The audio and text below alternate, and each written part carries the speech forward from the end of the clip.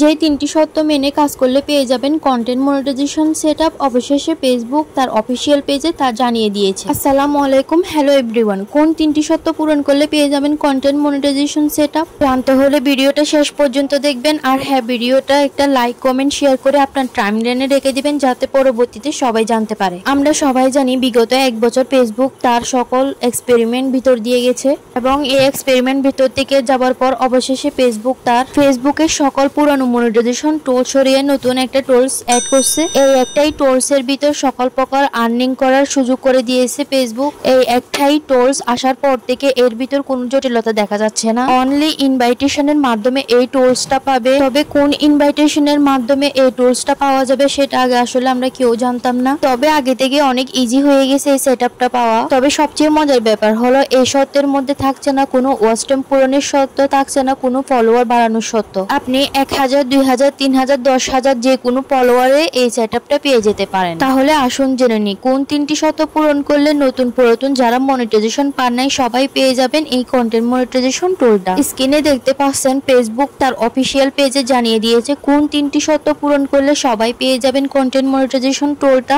সেই সাথে তারা বলেছে আপনার পেজটা যদি কন্টেন্ট মনিটাইজেশন করাতে চান, আপনার পেজটাতে ভালো কন্টেন্ট তৈরি করার পাশাপাশি তাদের সব রিকোয়ারমেন্ট পূরণ করতে হবে। অর্থাৎ আপনার পেজটা একদম রিয়েল হতে হবে এবং আপনার প্রেজেন্টটা এস্টাবলিশ করতে হবে এবং ফেসবুকে যে টার্মস এন্ড সার্ভিস আছে সেগুলো সব ফলো করতে হবে এবং সবচেয়ে গুরুত্বপূর্ণ বিষয় কমিউনিটি গাইডলাইন মেনে আপনাকে সব শর্ত পূরণ করতে হবে, কাজ করতে হবে। অর্থাৎ পেজটাকে একদম কমিউনিটি গাইডলাইনের বাইরে রান করানো যাবে না। যদি কমিউনিটি গাইডলাইন ব্রেক হয় তাহলে আপনাকে কখনো কন্টেন্ট মনিটাইজেশন সেটআপটা দিবেন। আপনি যতই ফলোয়ার এবং এঙ্গেজমেন্ট বাড়ান না কেন কোনো কাজ হবে না। সোজা কথা, আপনাকে অরিজিনাল কন্টেন্ট নিয়ে কাজ করতে হবে। সবসময় লক্ষ্য রাখবেন কন্টেন্টে যেন হার্মফুল, হেটফুল, ভায়োলেশন এসব কিছু যেন না থাকে। অবশ্যই আপনাকে এলিজিবল কান্ট্রিতে থাকতে হবে। মেটা রাইটস অর্থাৎ ফেসবুক মনিটাইজেশন করাতে পারে এরকম কান্ট্রিতে থাকতে হবে। অবশ্যই এই তিনটি শর্ত পূরণ করলে আপনি খুব সহজে মনিটাইজেশন টুলসটা পেয়ে যাবেন। শর্তগুলো জানার পর আমরা ইজিলি বুঝতে পারছি আমরা যারা কপি কন্টেন্ট নিয়ে কাজ